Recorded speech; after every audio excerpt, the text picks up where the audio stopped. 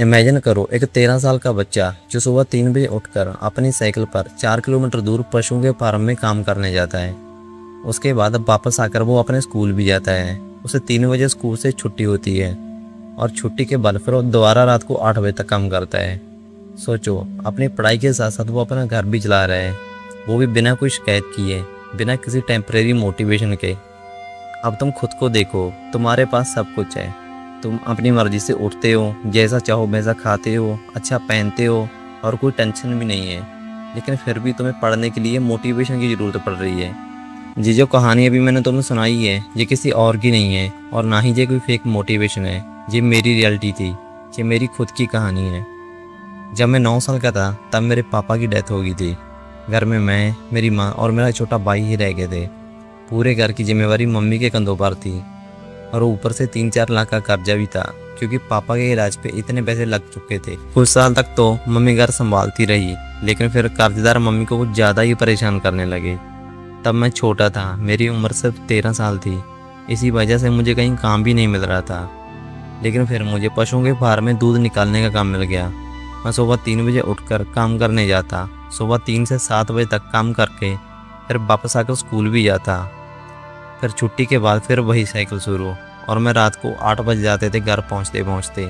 और मैं ये सब सिर्फ 3,000 रुपये महीना कमाने के लिए कर रहा था। इन सब के चक्कर में मैं स्कूल भी टाइम पर नहीं पहुंचता था।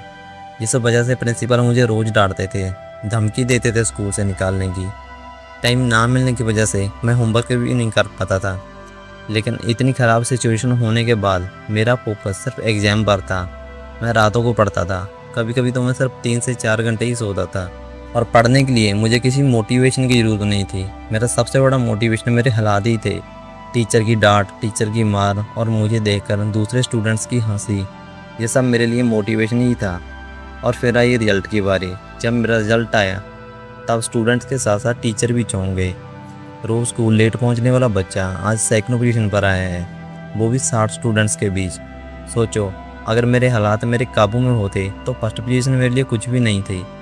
इसे कहते हैं साइलेंट स्ट्रगलर, जो मुश्किलों से घिरा हुआ हो लेकिन मुश्किलों के आगे घुटने ना टेके। स्ट्रगल तो हर एक स्टूडेंट करता है, लेकिन जो लोग साइलेंटली मेहनत करते हैं अक्सर उनके रिजल्ट छोर में जाते हैं। लोग क्या बोल रहे हैं मुझे फ़र्क नहीं पड़ता, कोई मुझ पर हंस रहा है मुझे फ़र्क नहीं पड़ता, मुझे बस अपने रास्ते पे अकेले चलना है, बाकी दुनिया भाड़ में जाए। ऐसे होते हैं साइलेंट स्ट्रगलर।